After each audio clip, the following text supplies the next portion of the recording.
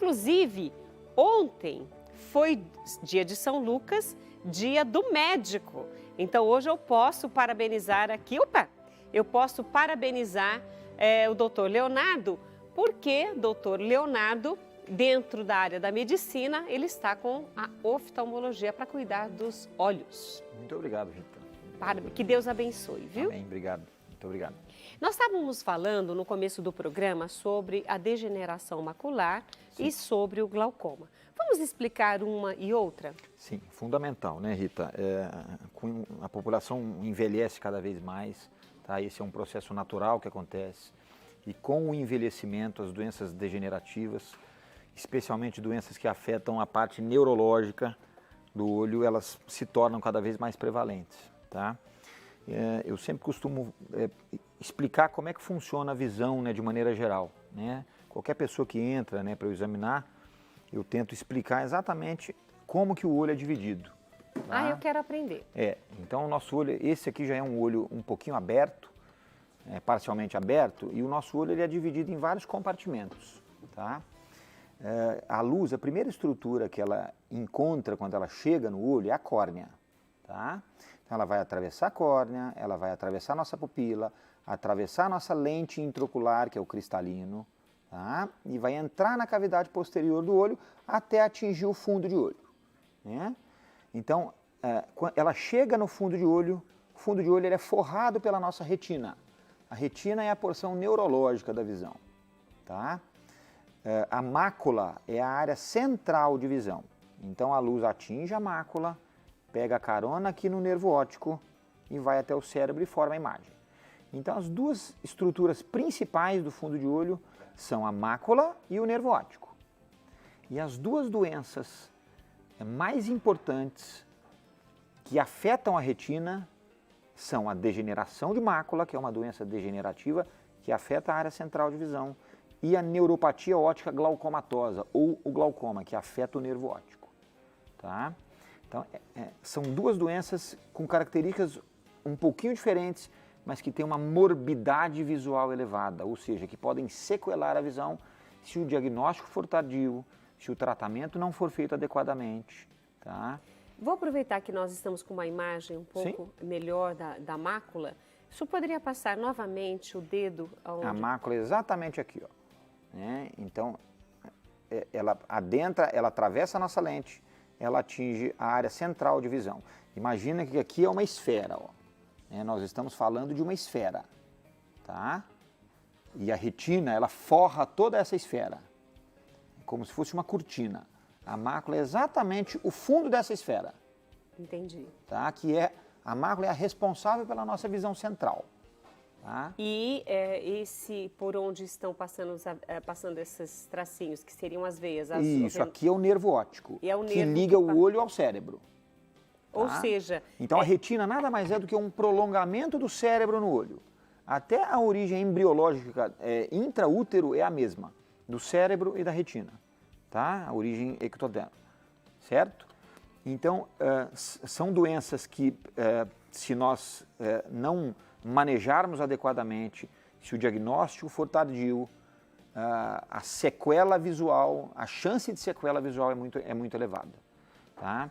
E diferentemente do que as pessoas pensam, são doenças que, em suas fases iniciais e intermediárias, elas dão muito poucos sintomas. Ou quase nenhum. Ou seja, de repente, alguém que está assistindo não está sentindo nada, mas já pode estar desenvolvendo a doença. Sem dúvida. Não há uma distorção da imagem? Isso em fases mais intermediárias ou mais tardias. Aí nós estamos começando a falar um pouquinho, né, de degeneração de mácula. Tá? A degeneração de mácula, existem alguns fatores de risco para essa doença. Né? Caucasiana é mais frequente, ou seja, aquela pessoa clarinha de pele, a obesidade, o tabagismo, né?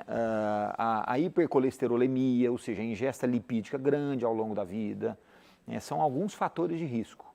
80% a 85% dessa doença é a forma mais leve dela e 15% faz a forma mais severa.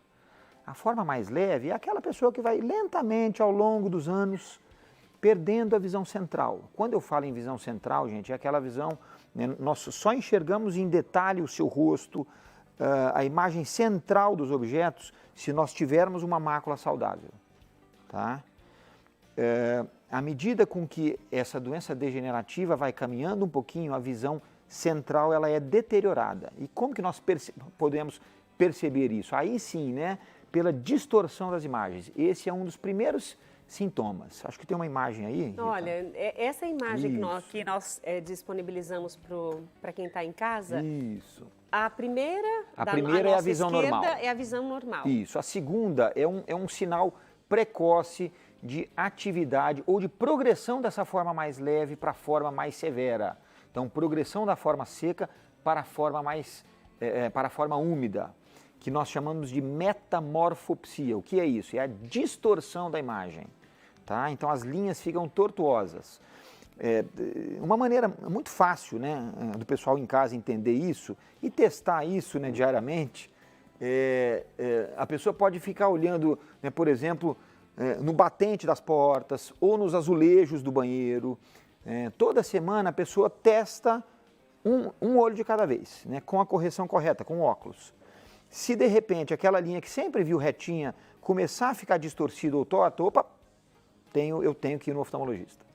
E de preferência num retinólogo, que é o oftalmologista especialista em retina. Essa distorção, essas linhas tortas que começam a se formar, sim, elas já estão na fase inicial ou uma fase mais avançada? Depende, né? Se a pessoa postergar um pouquinho, a lesão na retina pode ser mais séria, tá? Mas normalmente é uma lesão inicial, de bom prognóstico. Ou seja, ainda tem chances Sim, de... sem dúvida. Nós queremos evitar, né, naquela mesma imagem anterior, né, nós queremos evitar aquela mancha preta no centro da visão. A mancha preta no centro da visão... Não, a anterior. Isso. Eu acho que está mais didática a anterior. É aquela que está às 3, né? Exatamente. Nós queremos evitar isso que se chama de escotoma central, que é esse borrão preto. Esse já fica mais difícil de... Esse já fica mais difícil, né? Provavelmente nós já vamos encontrar algum grau de fibrose ou de cicatriz da mácula, tá? Quando a gente pega precocemente, né, o doente, né, numa fase precoce, com os primeiros sinais e sintomas, aí nós conseguimos tratar e a resposta normalmente é melhor. Nós queremos minimizar o máximo a cicatriz, a manchinha preta, ou que não tenha manchinha preta. É possível? É possível. Ah, que ótimo. Agora, quando nós vamos ao oftalmo, sim, né, tem vários exames que são feitos. Isso. Mede-se a pressão do olho, né, inclusive o exame de fundo de olho. Exatamente. Quando vocês falam, não, tá tudo bem, olha, põe a luzinha, olha. E aí fala assim, não, tá tudo bem, não tem problema nenhum. Dá para ver nesse exame várias outras doenças também? Sem dúvida, tá? Uma boa consulta oftalmológica, contendo o exame de fundo de olho e outros exames dentro do consultório, tá? Nós conseguimos suspeitar tanto de degeneração de mácula, quanto de glaucoma, quanto de outras doenças vasculares da retina, por exemplo. Né? Eu costumo sempre falar que o fundo de olho, e aí não é só uma frase de efeito, não, que ele, de fato, ele espelha muito o nosso corpo, tá? Então, qualquer doença crônica, e aí o diabetes é uma doença muito prevalente, né, no nosso meio, a hipertensão arterial e outras doenças hematológicas, autoimunes, doenças reumatológicas, elas podem ter manifestações no fundo de olho, tá? Então, é importante fazer uma visita frequente ao oftalmo. Sem dúvida, né? Nós seguimos muito a medicina americana, né? E a medicina americana, a Academia Americana de Oftalmologia orienta visitas anuais ao oftalmologista após os 35, 40 anos de vida, mesmo que não tenha sintoma nenhum, tá? E se já tiver algum problema de visão, melhor, né? Mais rápido ainda. Mais rápido. Tá? Não espere fazer 35 anos para ir ao oftalmo. Não, de maneira nenhuma. Uma boa consulta, muitas vezes, numa boa consulta oftalmológica, nós vamos aprofundar a investigação de alguma doença suspeita. Tá? E aí sim os exames complementares vão nos auxiliar num tratamento precoce. No caso, você citou o diabetes dentro dessas doenças sim, que vocês conseguem observar num simples exame de olho e somando a outros exames que serão solicitados, mas o diabetes também pode chegar ao glaucoma. Sem dúvida, né? O diabetes, né, o grande receio, exatamente, o grande receio nosso é a chamada retinopatia diabética, A retinopatia diabética é uma outra doença da retina que, se não for cuidada precocemente, também ela pode ter uma consequência devastadora, tá? Existe o glaucoma secundário ao diabetes, tá? É diferente um pouquinho desse outro glaucoma que é o mais frequente, né, que nós conhecemos, que é esse glaucoma, né, crônico, de ângulo aberto, que é o glaucoma que não dá sintoma nenhum, diferentemente, né, do que as pessoas pensam. O glaucoma mais frequente, mais prevalente, o olho não dói, a visão não fica ruim, né, nas fases iniciais nem intermediárias, o olho não fica vermelho, nada disso, né? Muitas vezes é um achado de exame, tá? Ou a pessoa procura né, o médico nas fases mais avançadas, tá? Então, por isso que é importante vir anualmente sempre, né? Na suspeita, a gente tem que aprofundar a investigação. Tá? E você disse uma coisa que eu achei bem interessante, uma boa consulta a um oftalmo. Sim. Por quê? Essa boa consulta tem esses exames que são feitos, Sim. né? Ou seja, quando chega para o médico, ele já deu ali alguns sinais para que vocês possam avaliar o paciente e até mesmo depois, avaliando o próprio paciente, já dá para ver se aquilo se confirma ou não. Exatamente. Tá? Quando eu digo uma boa consulta, é uma boa consulta, Rita, porque muita gente, quando faz a visita, ela pensa fundamentalmente no óculos. Eu quero ir no oftalmologista para eu sair com óculos novo. Tá? E o fazedor de óculos não é o médico. Tá? A avaliação do olho em si é fundamental. Todos os compartimentos, fundamentalmente a retina, o fundo de olho. Tá? A retina é o que vai mandar, é o que vai dizer em relação a bom prognóstico a longo prazo. Tá? Só fazendo um adendo, né? Por que eu falo que a retina pode alterar permanentemente a visão? Né? Porque tem uma outra causa de cegueira que é reversível. Ou melhor, a principal causa de cegueira reversível no mundo, qual que é? A catarata. Tá? A catarata nada mais é do que o cristalino, a lente, que perde a transparência dela e se opacifica. O que é a cirurgia de catarata? Nós tiramos o tecido que está opaco e nós implantamos uma lente nova. Então você troca o tecido, resolveu o problema.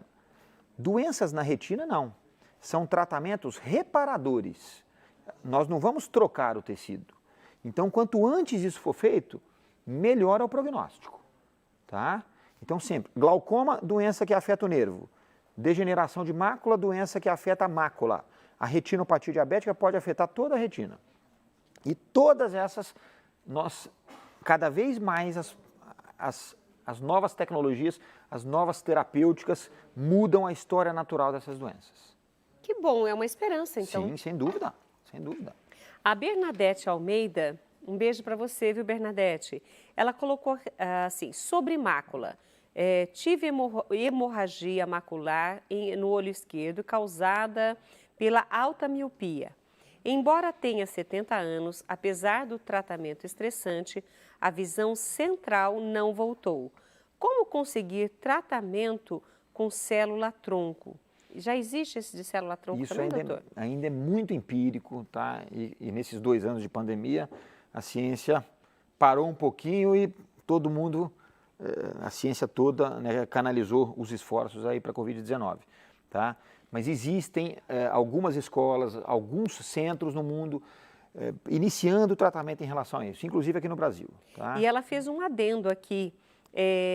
Esse mesmo olho já sofreu deslocamento de retina. Isso, porque esse é um outro ponto importante. A alta miopia, ela é um grande fator de risco para descolamento de retina, para glaucoma e para degeneração macular miópica, né, que é uma lesão que pode afetar a área central de visão. Por isso a importância de se tratar precocemente, para evitar cicatriz central e que a pessoa perca parte da visão central. Porque depois que essa cicatriz está instalada, exatamente, né? É o mínimo se a lesão que se for, pode fazer. Exatamente. Né? Se você demorar para tratar uma lesão dessa, ela vai fibrosar, cicatrizar ali, fibrose não melhora. A fibrose fica. E ela falou assim, fez uma pergunta, olhos claros têm mais propensão? Não. Não? Não.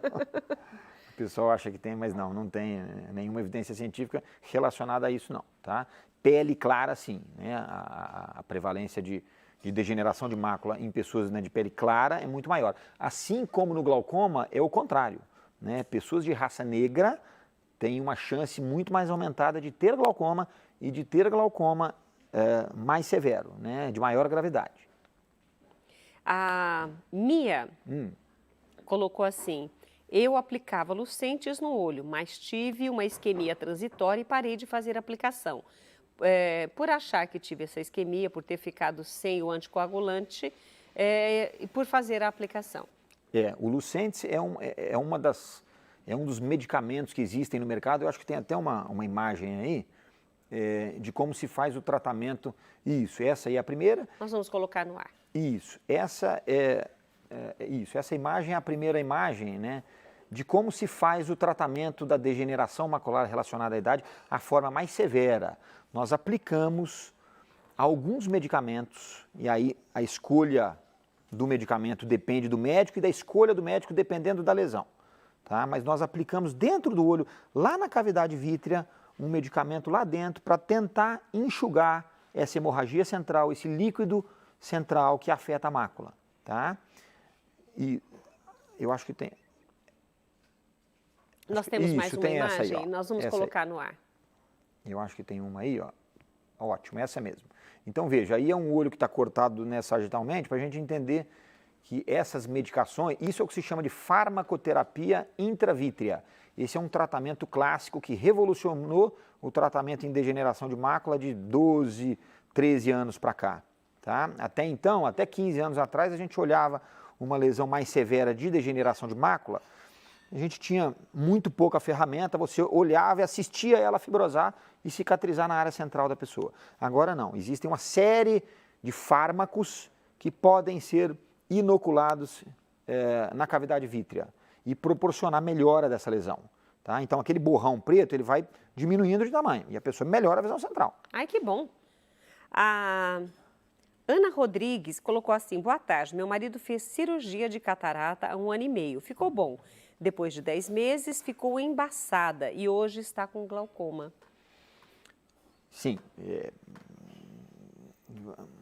O adequado aí seria a gente, né, examinar para saber algumas variáveis, mas o glaucoma pode aparecer depois de um procedimento cirúrgico? Pode. Aí é o chamado glaucoma secundário. Muitas vezes o trauma cirúrgico muito grande, o processo inflamatório de uma cirurgia aumentado, ele entupiu, sabe, os canaizinhos que drenam o líquido do olho e aí a pressão do olho aumenta, tá? E aí lesa o nervinho óptico. Isso é um glaucoma que apareceu consequente a um trauma cirúrgico. Que foi Isso o caso pode acontecer? Pode acontecer. Sônia Lima. Rita Maria, minha irmã Mariazinha tem esse problema e agora o médico pediu para fazer cirurgia de catarata, para não prejudicar o outro olho. É isso mesmo? Eu não entendi. A cirurgia de catarata não tem relação direta com a retina. Tá? Ela, muitas vezes, quando a catarata é muito densa, ela atrapalha a visualização do profissional do fundo de olho. Tá? Então, tem muito paciente que nós sugerimos a cirurgia de catarata, primeiro pensando em melhora visual, né, diretamente, e segundo, para acompanhar melhor as doenças da retina. Tá? E tem aqui a Vera Eduardo, colocou: boa tarde, meu marido fez cirurgia, ela colocou aqui refrativa. É refrativa, né? Isso. E depois de 10 anos veio a catarata, fez a cirurgia. Depois de 6 meses a retina descolou.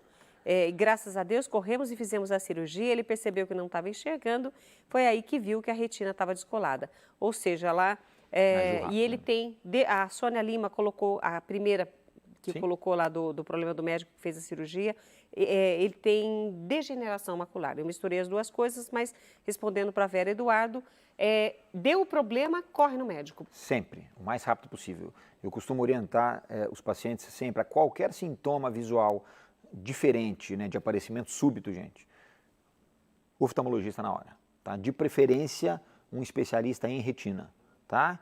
Então, ficou na dúvida, peque pelo excesso, vá, né? Aí preferível que o médico diga que não tem nada, né? Exatamente. Do que a pessoa achar que não tem e ficar em isso. casa. Exatamente, é mais perigoso, tá, Rita?